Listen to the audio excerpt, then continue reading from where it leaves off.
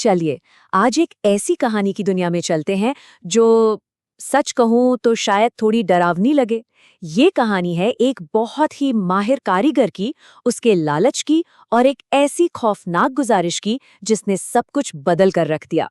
तो कहानी शुरू होती है एक बड़ी ही अजीब और थोड़ी परेशान करने वाली मांग से।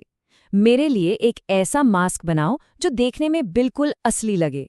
अब ये मांग किसने की और क्यों की, चलिए पता लगाते हैं। तो अब कहानी के पहले हिस्से में हम देखते हैं एक रहस्यमयी सौदे को। ये वो पल है जहां एक कारीगर का लालच एक बहुत ही अजीब बल्कि एक डरावने प्रस्ताव से जा टकराता है। पर सवाल ये है कि क्या ये सौदा सच में फायदे का था? तो इस कहानी में दो मुख्य किरदार हैं। एक तरफ चीन का एक बहुत मशहूर मास्क बनाने वाला कारीगर जो अपनी कला में माहिर है, और दूसरी तरफ एक रहस्यमयी आदमी जो हमेशा अपना चेहरा छिपाए रखता है। और इन दोनों के बीच है एक ऐसा सौदा जो बहुत फायदेमंद तो लगता है पर उतना ही अजीब भी है। तो सौदा क्या था? एक तरफ था सोने से भरा हुआ बैग, मतलब इतना सोना कि कोई भी इनकार न कर पाए। और बदले में काम था एक ऐसा मास्क तैयार करना जिसे असली चेहरे से पहचानना नामुमकिन हो। और बस इसी लालच में आकर हमारे कारीगर ने हाँ कर दी, ये सोचे बिना कि इसकी असली कीमत क्या हो सकती है। हाँ, लेकिन इस सौदे में एक पेंच था, एक शर्त थी। इस नामुमकिन से लगने वाले काम को पूरा करने के लिए वक्त था सिर्फ 7 दिनों का। और बस यहीं से कहानी में असली तनाव शुरू होता है। अब कहानी उस मोड़ पर आती है जहां एक माहिर कारीगर अपनी ही कला के आगे लाचार महसूस करने लगता है।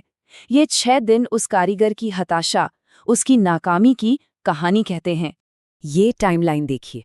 पहला दिन कोशिश नाकाम, दूसरा दिन फिर नाकामी, तीसरा, चौथा, लगातार 6 दिन तक उसकी हर एक कोशिश बेकार जा रही थी। वक्त रेत की तरह हाथों से फिसलता जा रहा था और दबाव बढ़ता ही जा रहा था। सोचिए, 6 दिन और 6 रातें कारीगर ने अपनी पूरी जान लगा दी, लेकिन वो वैसा असली दिखने वाला मास्क बना ही नहीं सका।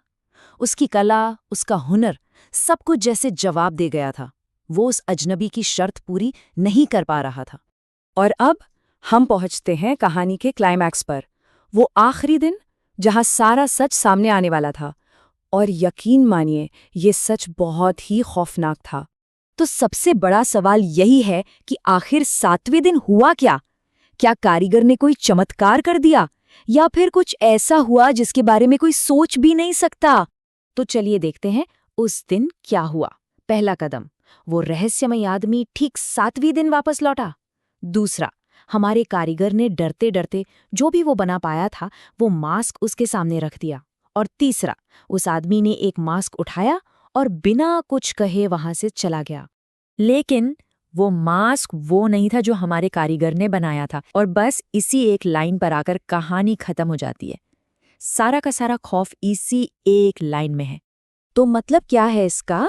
कहानी का पूरा डर इसके मतलब में छिपा है। उस आदमी को कोई मास्क बनवाना था ही नहीं, वो तो अपना चेहरा बदलने आया था। उसने कारीगर का असली चेहरा ले लिया और अपना पुराना चेहरा शायद वहीं छोड़ गया। ये कहानी हमें एक बहुत ही परेशान करने वाले सवाल के साथ छोड़ जाती है कि तो फिर असली मास्क कौन सा था? क्या वो चेहरा जो वो अजनबी पहनकर आया था, या वो जो वो कारीगर की दुकान से लेकर गया? ये सोचने वाली बात है ना?